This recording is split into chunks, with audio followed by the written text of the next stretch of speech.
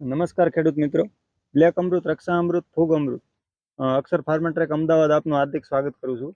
અત્યારે આપણે આ જે ફાર્મની અંદર આવ્યા છીએ કે જે ફાર્મની અંદર કોઈ વસ્તુ એમ કે આ ધાણા એક દિવસ એવું થયું કે ભાઈ પાડી નાખવા છે.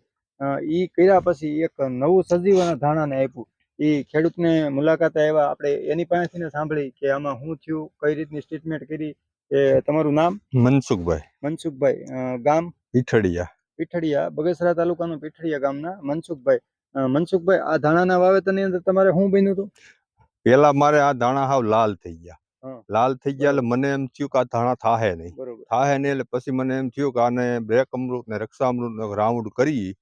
તો એ રાઉન્ડ કર્યા પછી પૂરું મને બેનિફિટ મળ્યું, બહુ સારા ધાણા થઈ ગયા. એટલે પછી મેં બધું વાવેતર કરવું તો એ બંધ રાખી દીધું ને રાખી દીધા. એમને સારા ધાણા થઈ ગયા અત્યારે.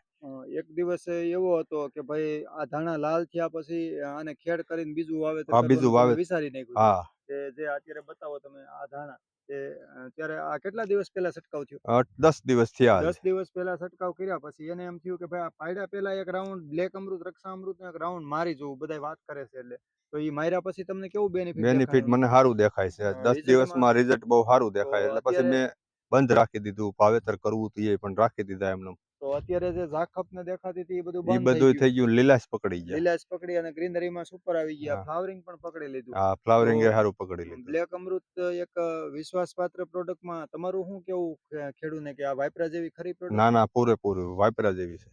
ઓકે, ધન્યવાદ.